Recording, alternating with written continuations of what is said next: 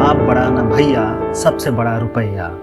यानी रुपए के आगे सारे रिश्ते नाते छोटे पड़ जाते हैं। ना रिश्ते की अहमियत होती है और ना ही इंसानियत। रुपए ज़्यादा हो या छोटी सी रकम, अपना असर जरूर छोड़ जाती है। किसी का ईमान डगमगाता है तो कोई कातिल बन जाता है।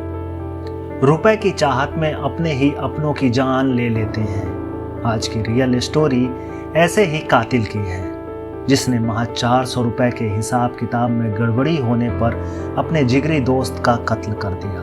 कत्ल भी ऐसा कि पुलिस को कोई सुराग नहीं मिला और आराम से बेखौफ जिंदगी जी रहा था। पर कहते हैं कानून के हाथ लंबे होते हैं। कातिल कितना भी होशियार क्यों ना हो, कोई ना कोई सुराग छोड़ जाता है। इस कातिल ने भी ऐसा ही किया।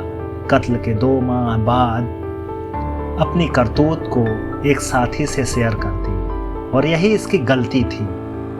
आखिरकार पहुंच गया जेल की सलाखों के भीतर। रियल फैक्ट पर आधारित ये खौफनाक स्टोरी रीवा से है। स्वागत है बघेली दुनिया में। विजय का अभिवादन स्वीकार करिए। महज 400 रुपए के हिसाब किताब में गड़बड़ी होने पर एक दोस्त ने अपने जिगरी दोस्त का कत्ल कर दिया। 1.5 माह बीत जाने के बाद पुलिस इस कत्ल की गुत्थी सुलझा नहीं पाई थी। कत्ल के बाद कातिल पुलिस की पकड़ से काफी दूर जा चुका था। बावजूद इसके वह ज्यादा दिनों तक कत्ल के राज पर पर्दा नहीं डाल सका। उसने कत्ल के राज को एक अन्य दोस्त से साझा करने की गलती कर दी। इस दोस्त ने कॉल रिकॉर्डिंग करके पुलिस को सौंप दी और कातिल जेल की सलाखों में पहुंच गया। पूरी स्टोरी तफसील से बताते हैं। रीवा जिले के बैकुंठपुर थाना क्षेत्र का एक छोटा सा गांव डिहिया है। गांव में 38 वर्षीय उमेश वर्मा का शव घर में संदिग्ध परिस्थितियों में मिला। इसकी सूचना जैसे ही पुलिस को मिली, मौके पर पहुंची पुलिस ने कत्ल के सुराग जुटाने चाहे, लेकिन शव पे ना तो चोट के निशान थे और ना ही घटना स्थल पर कोई औजार था। शव पुराना होने की वजह से डेथ बॉडी डिकम्पोज हो चुकी थी। एक नौजवान की मौत सहज नहीं हो सकती थी। पुलिस यह बखूबी समझ रही थी। हो ना हो कोई अनहोनी ही है। कत्ल की आशंका पर पुलिस ने पोस्टमार्टम कराया और कई लोगों से पूछताछ की। पूछताछ चल ही रही थी कि पीएम रिपोर्ट भी आ गई। पुलिस ने जो आशंका जाहिर की थी वही हुआ। रिपोर्ट में गला दबाने से मौत का कारण सामने आया, लेकिन कातिल का कोई सुराग हाथ नहीं लगा। पुलिस इस कातिल की गुत्थी सुलझाने के प्रयास में थी, लेकिन ना तो कातिल का पता चल रहा था और ना ही कोई सुराग मिल रहा था। धीरे धीरे समय निकलता गया। 1.5 माह बीत चुके थे। पुलिस शांत होकर बैठ गई थी। तभी एक कॉल की रिकॉर्डिंग ने कत्ल के राज से पर्दा उठा दिया। कातिल ने खुद कत्ल की कहानी अपनी जुबानी बयां कर दी। इसके बाद पुलिस की राह आसान हो गई और कातिल को हजारों किलोमीटर दूर पूरे महाराष्ट्र में आसानी से पकड़ लिया।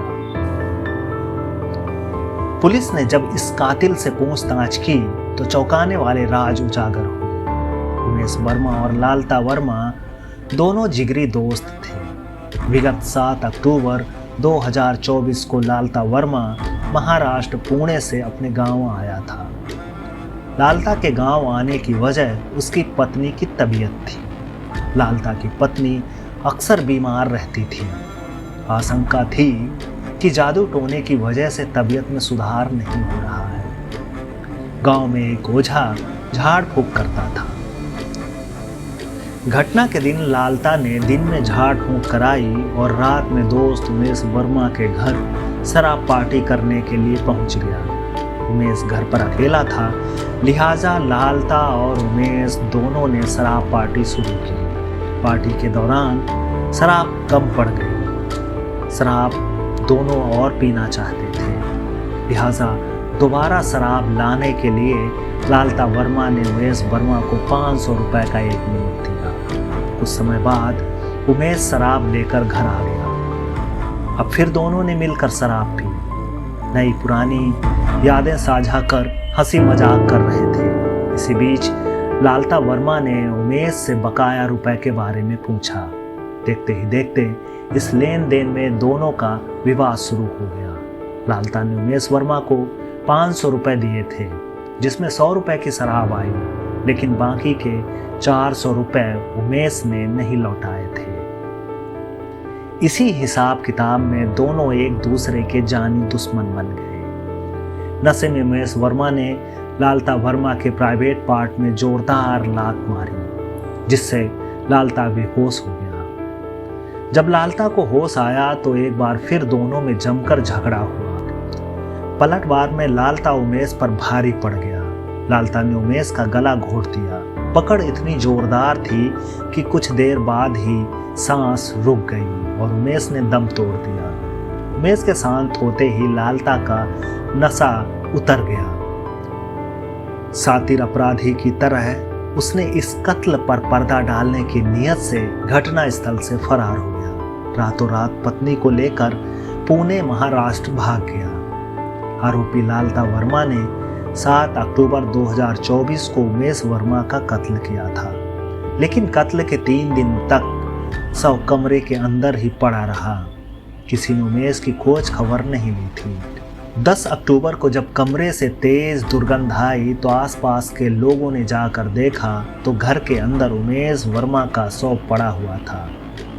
पुलिस ने सुराग जुटाने के प्रयास किए, लेकिन जब हाथ कुछ नहीं लगा तो फाइल बंद कर दी। 1.5 माह बाद लालता वर्मा ने अपने अंदर दफन राज को बातों ही बातों में खोल दिया। गांव के दोस्त से बातों ही बातों में उसने कत्ल का जिक्र कर दिया। यह राजदार दोस्त गंभीर था। वह जानता था कि लालता जो बात बोल रहा है वह कितनी बड़ी है। लिहाजा लालता वर्मा से हुई बातचीत का ऑडियो उसने मोबाइल में रिकॉर्ड कर लिया और बिना समय गवाए क्लिप को ले जाकर पुलिस को सौंप दी। क्लिप मिलते ही पुलिस हरकत में आ गई। लालता का मोबाइल सर्विलांस में लिया, कॉल डिटेल निकाले और लोकेशन को ट्रेस किया। आरोपी लालता वर्मा की लोकेशन महाराष्ट्र में मिली, जिसके बाद बैकुंठपुर पुलिस महाराष्ट्र गई और लालता वर्मा को कत्ल के जुर्म में गिरफ्तार कर लिया। अब सिर्फ औपचारिकता बची थी। लालता वर्मा ने पुलिस की पूछताछ में अपना जुर्म कबूल कर लिया, जिसके बाद उसे न्यायालय में पेश किया गया, जहां से लालता वर्मा को जेल भेज दिया गया। इस रियल स्टोरी से यह तो साबित हो गया कि बाप बड़ा न भैया, सबसे बड़ा रुपया। यानी रुपए के आगे सारे रिश्ते नाते छोटे पड़ जाते हैं। लालता वर्मा उमेश का सच्चा दोस्त जरूर था, लेकिन मौका परस्त निकला। नशे की हालत में अगर 400 रुपए का हिसाब उमेश नहीं दे पाया तो क्या एक सच्चे दोस्त का यही कर्म है कि उसे मौत के घाट उतार दे।